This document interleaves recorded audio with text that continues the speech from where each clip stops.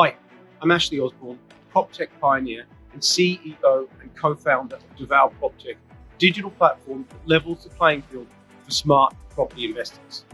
Now today, in today's episode, I want to talk to you about the 5 things that lots of people don't consider when they're buying property off plan. And I want to give you 5 strategies that might be really useful for you when you're buying off plan.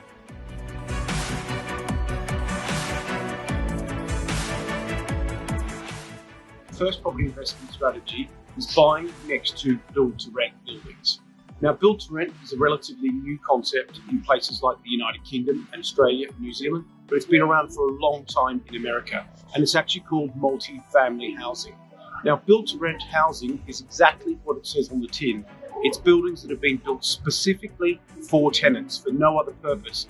Now, the difference between build-to-rent housing and most other residential developments is they're owned by one investor, by large institutional investors.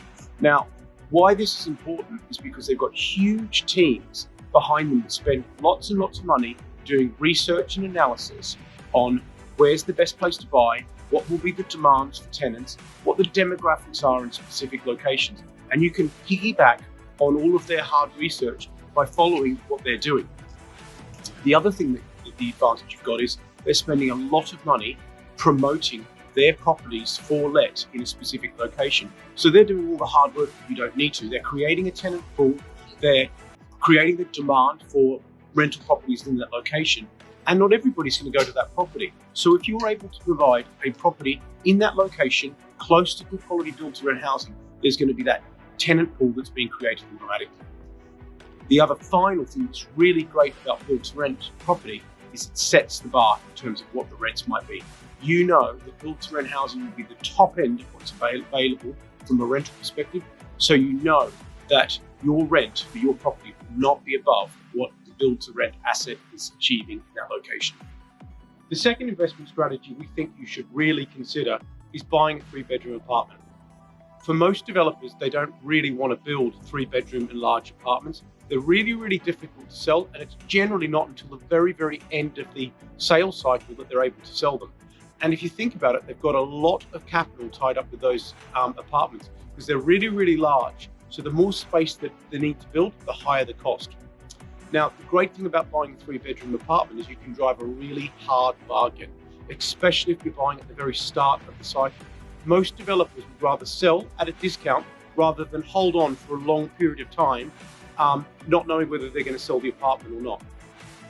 And the great thing about 3-bedroom apartments is they're really popular with sharers. So you can get 2 or 3 people that are earning their own incomes that are happy to share and rent out together. So you can probably get a reasonably high rent. The only health warning we would say to people with 3-bedroom apartments is they are really, really difficult to sell. So if you're buying to flip, you need to reconsider your strategy because you're going to have the same problems that developers do. If you buy to flip, you're probably not going to be able to sell it. The third property investment strategy that you probably haven't thought about is buying at the end of a financial year. Have you ever heard the saying that the best time to buy a used car is on the last day of the month? Well, it's the same for property. For large property developers, they're under a huge amount of pressure to actually make their numbers count, particularly at the end of the financial year where they've got to do all of their reporting. So if you can buy at a time that the developer really needs to get sales in order to make their numbers work, that's where you're going to have a lot of negotiating power. But the thing you need to think about is it's not the same as buying a car. It takes a long time to exchange contracts and get yourself in a position that the developer can actually recognize the sale. So turning up on the last day of the year is not the right strategy. You probably need to be there 15 to 30 days before the end of the financial year because they know that they'll be able to exchange the contract with you and recognize that deal in their financial reports and improve their financial forecasting. Property investment strategy number 4, buy a completed apartment. It's one of the things that lots of professional investors do. Developers, once they get to the point that they finish the development, it costs them a lot of money to keep the sales and marketing suite open, and they just want to move on. You're able to drive a really, really hard bargain if you're buying the last couple of apartments or the last second apartment from a developer. Go in there, negotiate hard. If you can get a good deal, buy the property. The other advantage of actually buying completed apartments, particularly as a new investor, means you're able to generate immediate income. So you don't need to have a whole bunch of cash out waiting for the development to be complete. You can buy and complete relatively quickly, and you're able to immediately generate income. Our fifth property investment strategy that most people don't think about is buying an unpopular apartment. I don't mean buying a bad apartment, I mean just buying an unpopular one.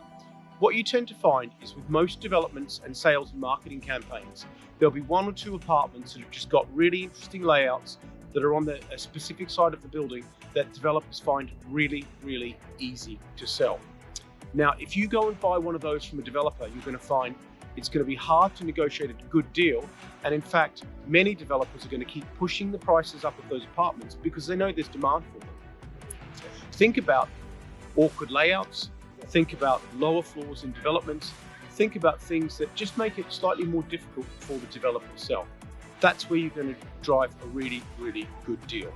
And the reality is, for a tenant renting one of those properties, they're going to pay virtually the same rent. They don't care if it's on a lower floor. They don't care if the layout's slightly awkward, which means that your return is going to be far better on that type of property than trying to buy the top of the apartment building at the highest possible price. It's going to kill your return. I'm Ashley Osborne, PropTech Pioneer. I hope you found this video useful of the 5 investment strategies that most investors don't think of. If you like the video, subscribe to our channel, like us, leave us a comment, or ask us a question. We'd love to hear from you.